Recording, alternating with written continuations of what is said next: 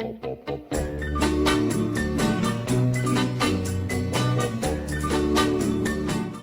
how's it going, everyone? I've had a lot of questions and comments asking me how I water my plants in live sphagnum moss. How much fertilizer do I put in the water? What kind of water do I use? Do I use reverse osmosis? Things like that. So I'm going to go through a little breakdown DIY tutorial of how I water and fertilize my orchids. So first off, here's my fertilizers. I use calcium nitrate. Orchids need calcium. They love calcium. They need calcium to grow and provide cell structure to their leaves, their flowers, their flower spikes, especially on new growths and roots. It makes really firm, hard growths, and it really helps support the plant, both nutritionally and structurally. So here is my generalized fertilizer. I got the 4-18-38 because I'm supplying separate nitrogen. The 18 and 38 fertilizer provides the perfect amount of phosphorus and potassium, along with other micronutrients like magnesium, let me zoom in here, boron, copper, iron, manganese, molybdenum, basically everything that orchids need to thrive. So that's my general fertilizer, and of course I have Epsom salts. You can't get away from Epsom salts. Orchids love this stuff, and it really helps them bloom and sustain their flowers, along with the potassium and phosphorus that's in this generalized fertilizer. So this is my setup. That is my nifty little water dispenser. The water I use is zero water, so I'll show you up here. This is my water setup and my humidifier. This is zero water, and basically this takes everything out of the water. Literally everything. Any kind of dissolved solid, it breaks it down, takes it out of it. It's got a 5-step filtration system, and it puts water that of any TDS, it runs it through and it comes out zero. I've been using this for 2.5 months now, and the parts per million that come out of this is still between 2 and 4, and you're supposed to replace the filter after it gets above 6 parts per million as the water runs through into this reservoir. So basically it's got this nifty little well up here. I just refilled it. It's actually quite a ways down now, but I just fill it up. This is a 1/3 of a gallon. It's a really awkward measurement, I know, but 1/3 of a gallon to here. I fill this little pitcher up to here with water, just regular. I live out in the country, so I use well water, and the parts per million of our well water is between 280 and 350.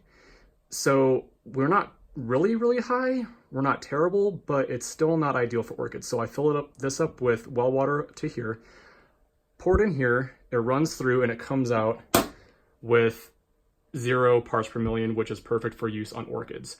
Now, because I've had this for 2.5 months, like I said, I believe it's at 4 parts per million right now, the total TDS. So what I'll do is I'll take a little sample, if I can do this, just to show you. Whoop, no, that's not gonna work. I'm gonna have to set you down for a second just so you can see what's going on. All right, I'm back. I had to use 2 hands because the reservoir was not full. Couldn't push it with 1 finger. This just came out of that. You can see where the level was. It was up to there, now it's down to here. This came from that. No tricks here.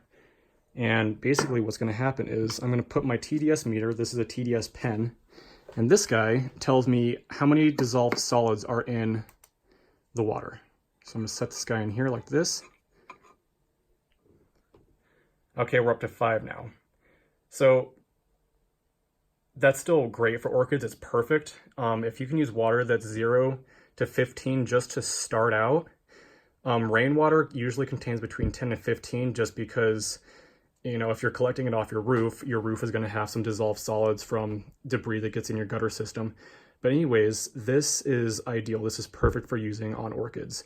And this is just regular 0 water. I can drink this. It's not toxic or anything. Perfect 0 water. And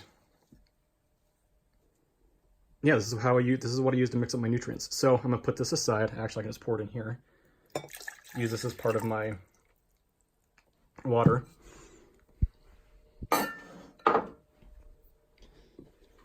Now that we've got that out of the way, I'm going to show you guys how I make my nutrient solution. So I'm going to undo the cap on this guy, set this aside,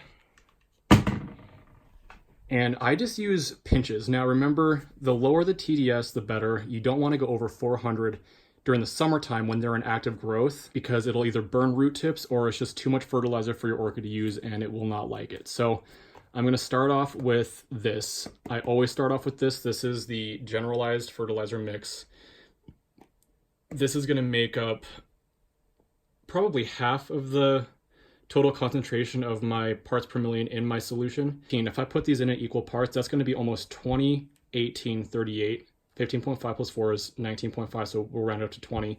This is, using these two together makes a 20, 18, 38 mix.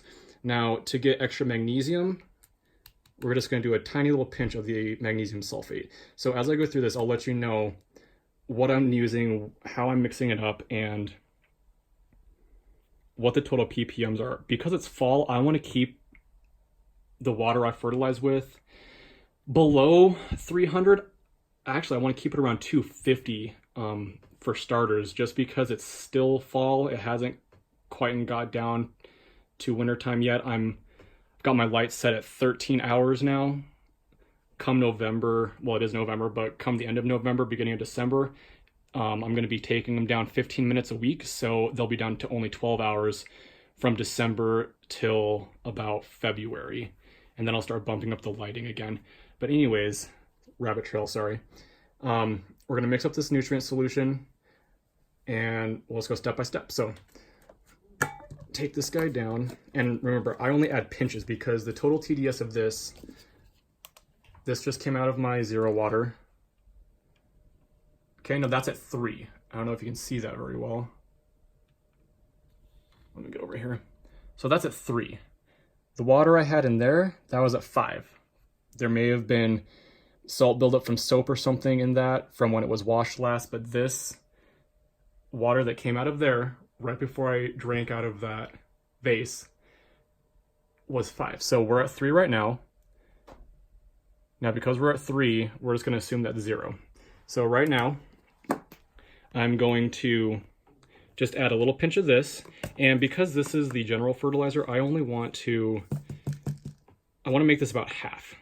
This is going to make up half the total concentration of fertilizer I'm putting in this, this water. So like this, I just take a pinch, put it in here, let it sink. Now, I have this gauged pretty well. I know how big of a pinch to put in of each of these, the calcium nitrate, the Epsom salt, and the general fertilizer. So what I've been doing, I've been putting 2 pinches of this in, so that makes up my total solution. So there's 1, this is 2. That's 2. And then I just take my little ladle here, mix it up till the solution is totally dissolved. There's no more floaties going on inside there. I think those are bubbles floating around, so I think we're good there. Now when I test this, it should be around 120, 130. Let's just see what it says here. Okay, see, we're only at 61. So I guess my first pinch wasn't big enough. So I'm doing this all on camera, looking through my phone, so it's a little harder to gauge how big my pinches are. But anyways, so that was 60. So a tiny pinch and a normal size pinch for me was 60 parts per million, including the 0.003 of the water when we first started. So there's another pinch. This should bring it up. That was a big pinch. That was, see, that's a lot more. That should bring it up to 120. So at 120, that's just general fertilizer. Nothing special about it, just 4-18-38 phosphorus and potassium fertilizer. Now I'm going to move on to the calcium nitrate next. I don't know why I'm really anal about which ones I do in what order, but I found that this whole solution dissolves completely in this order. Sometimes if I do the calcium nitrate first and then the Epsom salts, or in any other order, I'll get little crystals that form in the bottom and it just doesn't dissolve as well as I'd like it to. So We've got the general fertilizer in there. I'm not going to be putting any more in. The reason it's half the solution right now is because everyone's in bloom. Blooms take a lot of energy to maintain. And because they take so much energy to maintain, the bloom spikes and the flowers take a lot of potassium and phosphorus. So that is why this whole solution is made up half concentration of the generalized fertilizer. Now, a lot of these flowers, yes, they're blooming, but they're also putting out new growth. So not so much on my phals I have in semi-water culture right now. I just got these. I'm transitioning them over to leca. I'm out of sphagnum moss, so I'll do a repot video on these guys later. Sorry. I'm gonna repot these guys into leca. I have the leca prepared, it's down here. And I'll be doing a repot video here shortly of these phals. I have 1, 2, 3, 4 in bloom right now. I've stripped them out of their old media, out of their old moss. I have them in these little decorative vases. They came in just as a resting place for now. I'm actually going to put them back in there because my method of growing obviously is a closed environment without any air holes. I want to hold a reservoir. My climate's really, really dry, and so when I do the reach pot of these, it's going to be just like all these, a closed system. And these guys are all in moss. The reason I'm doing this watering video today is because they need to be watered. You guys asked, so I'm showing. But anyways, rabbit trail, sorry. I'm going to be potting these in leca in my next video, just so you can see how I do that. I would have liked to have shot some footage before I unpotted them. I would have liked to show you guys how I take them out, but I pretty much showed you that with my Miltonia over there. And he is very happy. He drank all that water since Wednesday. I uploaded that video, or I shot that video Wednesday, and this one, he's already drinking all that water, so I'm going to re-water him.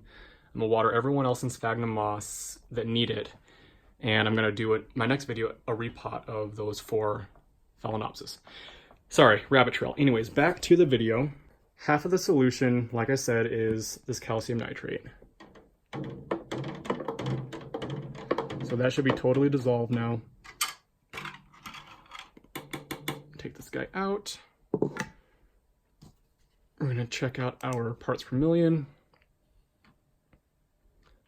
100, 101.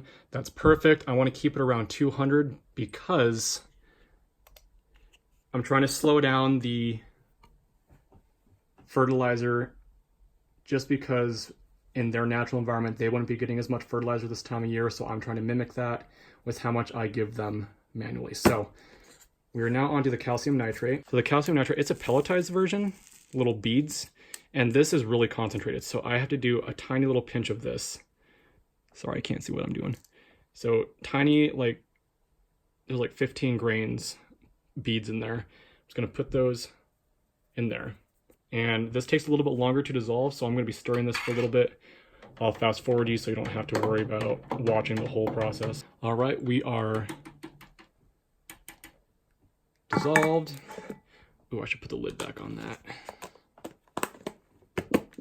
And because this is more concentrated, I'm not going to worry about putting any more of that because that should bump the parts per million up pretty high. Yeah, so our 132, which is fine. I told you I wanted to stay between 100 and 200 for this video just because everyone's blooming. They're not in active growth. At least most of them are not in active growth. And honestly, the amount of total fertilizer I put in this solution is completely arbitrary based on my mood. There's no rhyme or reason to the things I do.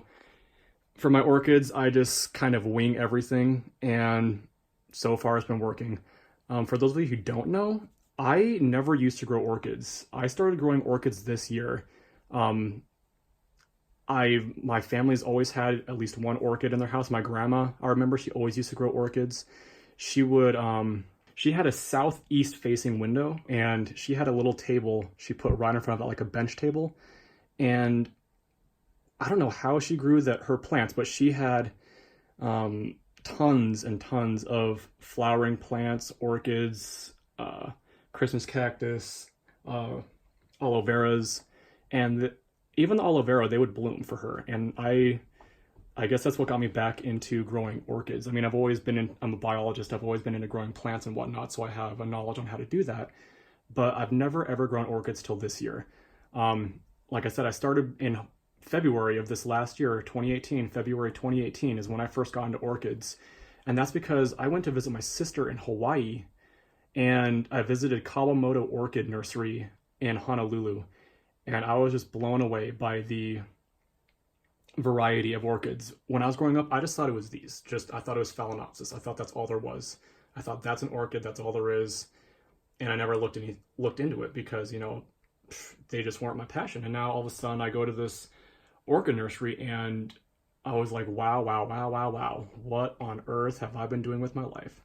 So I purchased a few orchids from them. That Rinko Stylus way down there in the back was actually the very first orchid I ever bought. It's hard to see, but I bought him. That was the first orchid I bought in Hawaii. I actually got it at Home Depot on the clearance rack with 2 flower spikes. And it's put out 3 leaves since I've gotten it. So it's doing very well. Still waiting for a flower spike. But anyways, rabbit trail. I never used to grow orchids. I've only been doing this for 9 months. So there you go. New to orchids, learning a lot, trying to teach you guys too. So back to the nutrition video. Sorry, rabbit trailed again. We're doing Epsom salts now. We're at 130, 131, 132.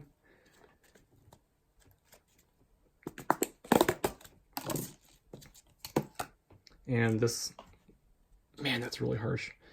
This is crystallized Epsom salt, magnesium sulfate, and this I just do same amount, just a pinch, and I just let that dissolve. So I'm going to mix up all this. I'm not going to go off any more rabbit trails, I promise. I'm sorry. I'm going to mix this up. I'm going to fast forward you guys, and I will get to the part where I actually water everyone. All right, I'm back. The Epsom salts have totally dissolved. I'm going to check the TDS now. We're at 162, which is fantastic. That means we're exactly 160. That's a great place to be for phals and other orchids that are in bloom, their bloom state only.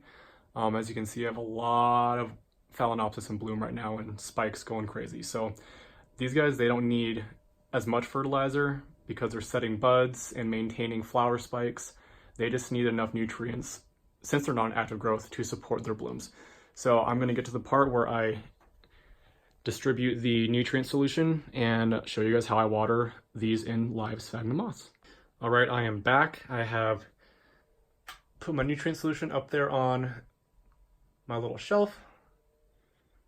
Poured enough in here to probably water everybody. I've got 4 cups in here. And like I said, the TDS of this is very low. I think I said 160 was when I measured this last. Yep, 164, 163. So that means there's exactly 160 parts per million of fertilizer in this. We started off at 3 parts per million. We're up to 163. So that's fantastic. That's perfect for what we're doing today.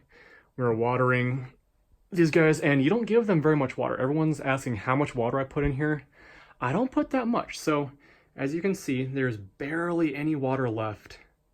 Actually, there is no water left. The moss is just retaining that extra moisture. So for watering my Phalaenopsis or any of my orchids that are in live sphagnum moss, I just pour in enough. Oh boy, I need to see how I can figure this out. I need to turn someone. Turn this guy so I can show you, or just move the tag, I guess. This is I love this guy. I found this in North Carolina. This is Phal Fuller's Berry Burgundy. It's a mini phal, and in the mornings it literally has a berry flavored scent. I don't know. I guess that's why they call it the Berry Burgundy. I thought it was because it was a burgundy color, just like a raspberry, but I think it's because of the scent. I love this one. So we're going to take the water, and as you can see, there's nothing in there, literally nothing. So I'm just going to go in here. I'm going to pour in just enough to make a 1/4 inch reservoir.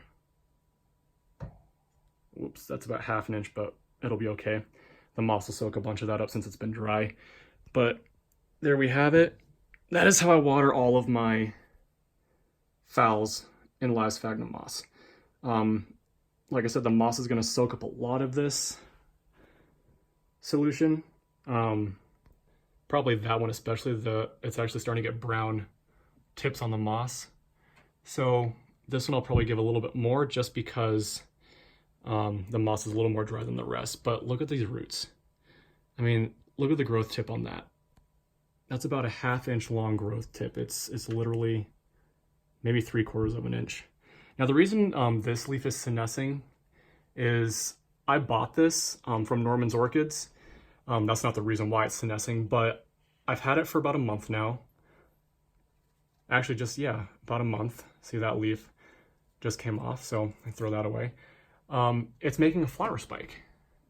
And because I didn't want to stress it out with tons and tons of nutrients right off the bat, I've been giving it a special nutrient solution, which I dilute by half, just so it doesn't shock the roots and burn the root tips. So I've been giving this half the nutrient solution, and when I started doing that, it sent out this flower spike. So it's absorbing these old leaves to get energy for this flower spike. So what I'm going to start doing is bumping this back up to the normal ratios that I use with all my other Phalaenopsis and my other orchids. So I'm going to get to watering, and I will come back when I have everyone full. Alrighty guys, we are back. I have watered everyone. Now, I just want to show you guys how much water is actually in each of these vases. So compare that to my thumb.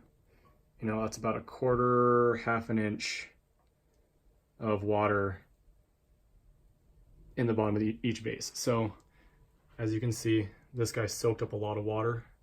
This was a lot more dry than the rest. And I put in just as much as was in that one. And it's already drinking about half of it. So just gonna go through, let you guys see how much water is in each of these vases. And I actually lied to you guys, that Rinco Stylus I mentioned earlier was not my first orchid. This guy right here was my first orchid. Now I don't know if anyone's familiar with Butte, Montana, but that's where I went to school at Montana Tech, and I bought this as a junior in college just because, you know, like I said, my family's always had orchids, and I thought, you know what, I want my own orchid to grow and see if I can get it to flower. Well, I bought it from Walmart on the discount shelf. It looked like crap. It was like $1. It had a flower on it, a flower spike with one flower, and I thought, that's a really pretty flower. I want to get this to rebloom. And I honestly don't remember what the flower looked like. I bought it and it had one flower. I thought I can get this thing to rebloom, and it never did. I've had this for, gosh, how long? 6 years?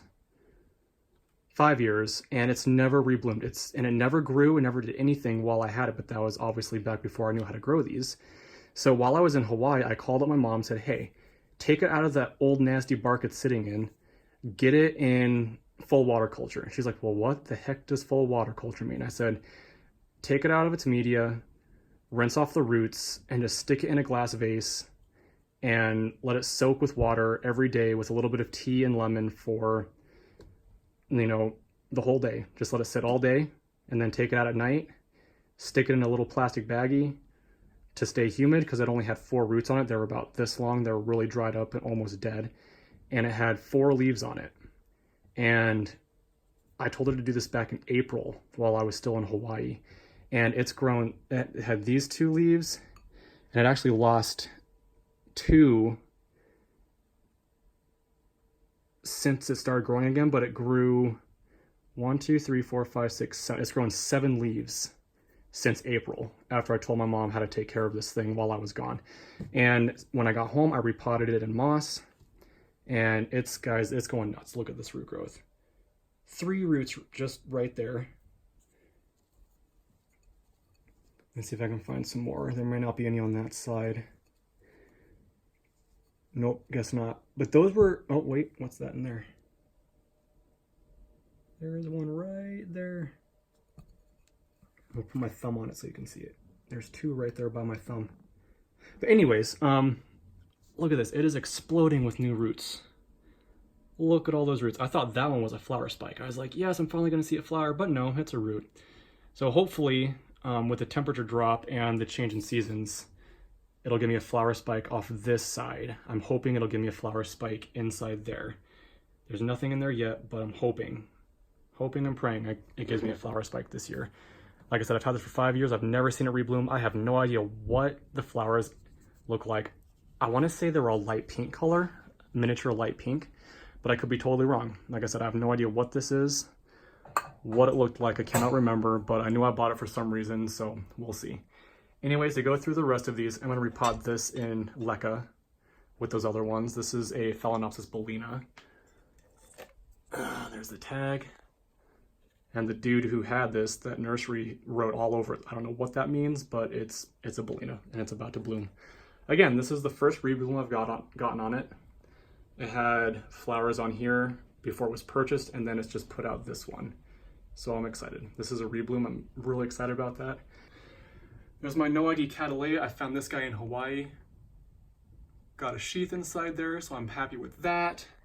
The mother plant was growing on a rock wall just on the side of one of the streets, so I was like, you know what, I think I want that. It's absolutely gorgeous. I'll put a picture up in the top right hand corner of what the blooms look like. And this is a Laelia purpurata ver Werkhauseri in sheath. I'm happy with this. This did not have a sheath when I got it. It put out this new growth with a sheath, so this will be a first bloom for me. And this guy, this is a rebloom, double spikes. Extremely happy with this guy. It's putting out roots everywhere. There's a new root there. It's got tons of roots inside here. Let me see if I can find some. There's a brand new root right there. And these things, guys, I'm not kidding you. When you put these in live sphagnum moss, the root growth, the foliage growth, the spiking, it all explodes. They love live sphagnum moss, but you have to have the right environment. You have to have the right conditions. You have to have the nutrition right. If you get the nutrition right, you can get your plants to do anything you want. Everything comes down to nutrition and hydration. What you grow them in couldn't matter, but this live sphagnum moss really helps. This is the best media I found for growing, at least Phalaenopsis anyways. Other plants that need a dry period, like catasetums and dendrobiums. I grow my dendrobiums in leca. I've shown this guys to you on Facebook pages, but this guy's got a brand new growth. He just finished flowering. I snipped off a flower spike. This is Dendrobium Phalaenopsis type snow jade. It's got ever so slightly pale green, almost, well, they're white, but they have a very light green tint to them. And the lip is pink. It's absolutely gorgeous. But those plants like Cattleyas and Dendrobiums, Catasetums, I don't grow them in moss because I know they need dry, like really dry periods of for growing properly. Anyways, this guy, love the mottled leaves on this. Got little like freckles on there. This is a peloric type. This is Fuller's Cranberry, or Formosa Cranberry, forgive me. Formosa Cranberry Peloric. There's the hybrid parts. Oh, excuse the background noise. It decided to start raining. But anyways, this is how much water I put in there. It's grown all those new roots since it's been in this moss. Everything's going absolutely nuts.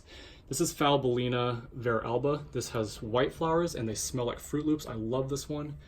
There's its old flower spike. I think it's getting ready to rebloom again. Could not, maybe, I don't know. Now these two I didn't water. As you can see, that's how much water is left the last time I watered them. So I didn't give them any more water. I wait till that reservoir is completely dried up like I showed you in that first Phalaenopsis. There was absolutely no water left. The moss it wasn't dry, but it was, just barely moist. It was still moist enough to be alive without drying out. So I didn't water those guys. And this one, that old flower spike is dying. I had to cut it. It wasn't growing, but that's a brand new leaf. That's got a little darker color with some spotting down inside there. This is also a peloric orchid. I love these peloria ones when they don't totally close up the flowers inside. Whoops, looks like a root attached to that. Hold on a second, let me pull this guy out. I'll put him down here so y'all can see. Oh yeah, look at there. That root latched onto that tag and now I can't get it out. That root has That's a brand new root. I didn't even know that was there. But look, he latched onto that. I'm tugging on that. He's like, nope, that's my tag. So this is Foul Taingshan Smart. This is a Polort form. I'll put another picture of this up in the right-hand corner of the video so you can see what it looks like. I love this one. It doesn't have a fragrance, but it is absolutely gorgeous. So anyways, I'll put this guy back. Here's some Phragmipediums. Down here, this one's in spike. I don't know when it's gonna flower. I don't know why it keeps on growing. That flower spike is 2.5 feet tall, and it still hasn't put out a flower yet. So hopefully inside there, it's gonna give me some flowers. So this is my video for this week, guys. This is my Cattleya and Dendrobium shelf with some Oncidium types. Sorry, I gotta reposition my phone here. And I'll get to these mounts, how I deal with these guys, in a later video. But for now, this is the video on live sphagnum moss, and now you guys know what I do. Got 2 flower spikes there and a flower spike there, just about to put out some buds. So I'll keep you guys updated, and I'll see you all next time. Bye.